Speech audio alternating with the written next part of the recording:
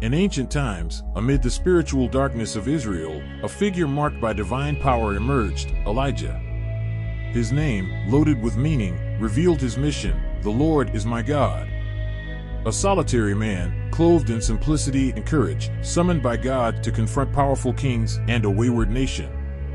His journey began in a land ravaged by idolatry, where altars dedicated to false gods replaced the worship of the true Creator. Elijah appeared before Ahab, the king who, alongside his wife Jezebel, established an era of Baal worship, promoting sacrifices and perverting the sacred law. The prophet, fearlessly, proclaimed a direct message: "There shall be neither dew nor rain, except according to my word." This declaration echoed like thunder, challenging the power of idols and the authority of Ahab.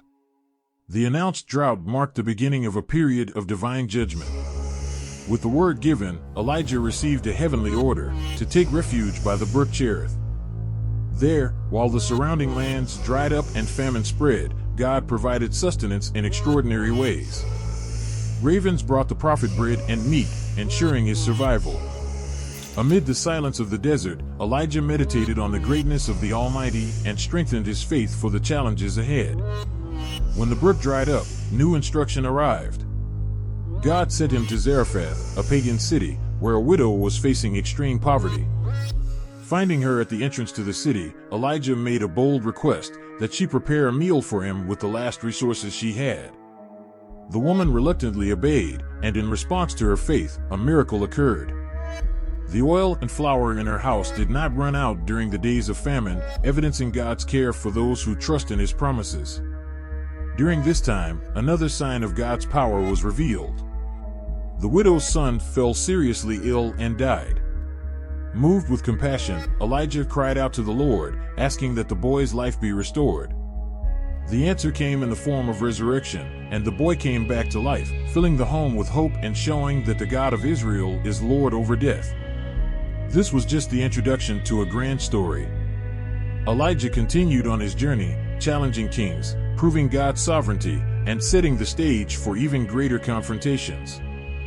News of Elijah and his deeds quickly spread, echoing through the halls of Ahab's palace. Jezebel, furious at the opposition to the worship of Baal, increased her persecution of the Lord's prophets. However, Elijah remained steadfast, driven by the conviction that divine truth could not be silenced. After years of devastating drought, the Lord sent a new word to the prophet. It was time to confront the false gods directly and restore the faith of the people. Elijah went to Ahab, and his presence caused the king to become uneasy. "Are you the troubler of Israel?" Ahab asked. Elijah responded boldly, making it clear that the real culprit was the king, who had abandoned the Lord's commandments and followed Baal. With determination, the prophet proposed a confrontation on Mount Carmel, an event that would define who was the true God. On the appointed day, Elijah summoned the people of Israel, the prophets of Baal and Asherah, to the challenge. 250 priests of Baal were there, confident that their idolatrous practices would prevail. Elijah, on the other hand, was alone, but he trusted completely in the living God. The challenge was clear: each side would prepare an altar with a sacrifice, but they would not set it on fire. The God who answered with fire would be recognized as the true God. The prophets of Baal began. They shouted, danced, cut themselves until they bled, invoking the name of their God from morning until noon, but there was no response. Elijah watched, and with an irony that revealed his confidence, he suggested that they shout louder. Perhaps Baal was busy or asleep. The silence was absolute, exposing the futility of their worship. Then it was Elijah's turn. He called the people together and rebuilt the altar of the Lord with 12 stones, representing the tribes of Israel. He prepared the sacrifice and, in an act that defied logic, had water poured over the altar until it was soaked through, making any natural ignition impossible. The crowd watched in apprehension. Elijah approached and prayed, "O Lord, God of Abraham, Isaac, and Israel, let it be known today that you are God in Israel." Before he finished, fire came down from heaven, consuming the sacrifice, the stones, the wood, and even the water around it. The people, astonished, fell to their knees and cried out, "The Lord, He is God." This act marked a watershed. Elijah ordered the prophets of Baal to be captured and destroyed, signaling the end of idolatrous rule. But this victory, far from bringing peace, aroused the wrath of Jezebel. The queen swore to destroy Elijah, and once again the prophet would need to face fear and trust in divine protection. The news of the massacre of the prophets of Baal inflamed Jezebel's fury. Determined to take revenge, she sent a threatening message to Elijah, swearing that his life would soon be over. Consumed by exhaustion and fear, the prophet fled for his life, crossing the desert toward Beersheba. Alone and distressed, he felt the weight of his mission. Under the shade of a juniper tree, he asked the Lord to end his life, saying, "It is enough, Lord, take my life, for I am no better than my ancestors." While he slept, an angel of the Lord appeared, touching him tenderly. "Get up and eat," the messenger said, presenting him with baked bread and fresh water. Elijah obeyed, but soon lay down again, exhausted. The angel returned a second time, with the same instruction, saying that the journey ahead would be too long to endure without strength. Refreshed, Elijah walked for 40 days and nights until he reached Mount Horeb, also known as Mount Sinai, the place where Moses received the law. At Horeb, the prophet took refuge in a cave, still struggling with doubt and discouragement. But God had something great to reveal to him. A divine voice came and asked, "What are you doing here, Elijah?"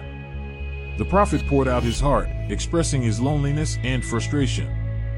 He believed he was the only faithful man left in Israel, while all the others had abandoned the covenant and persecuted true worshippers.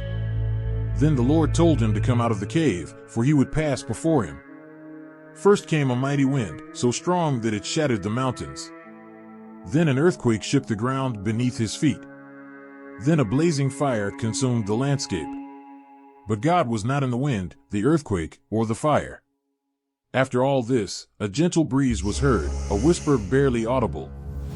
Elijah covered his face with his cloak and went out to hear the voice of God. At that moment, the Lord reaffirmed his mission, encouraging him to return and fulfill his purpose. God also revealed that Elijah was not alone. There were 7,000 in Israel who had not bowed their knees to Baal or kissed his idol. This revelation brought relief to the prophet's heart, renewing his strength to continue God's work. With the new direction, Elijah set out in obedience, knowing that there was still much to be done.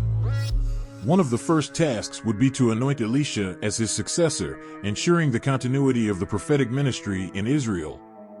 Elijah, strengthened by God's renewal, set out in obedience to the next stage of his journey. On his way, he came across Elisha, plowing the land with 12 yoke of oxen. Moved by God's instruction, Elijah threw his cloak over him, a symbolic gesture that marked Elisha's choice as his successor. Without hesitation, Elisha left everything, his family, his land, and his oxen, to follow the prophet and learn the ways of the Lord. Their discipleship would mark an essential link in the continuation of God's work in Israel. As Elijah moved toward the end of his earthly mission, God was still using him powerfully to challenge kings and confront injustice. Among these confrontations was the condemnation of King Ahab and his wife Jezebel for their wicked practices, including the murder of Naboth to take possession of his vineyard. Elijah prophesied severe judgment upon the royal couple, revealing that Naboth's blood would be avenged, and that dogs would lick Ahab's blood and devour Jezebel. This prophecy, full of terrifying details, would be fulfilled in the years to come, demonstrating God's sovereignty over the destiny of the wicked. Elijah's closeness to God was unique, and this became evident in every act he performed. However, the time of his departure was approaching.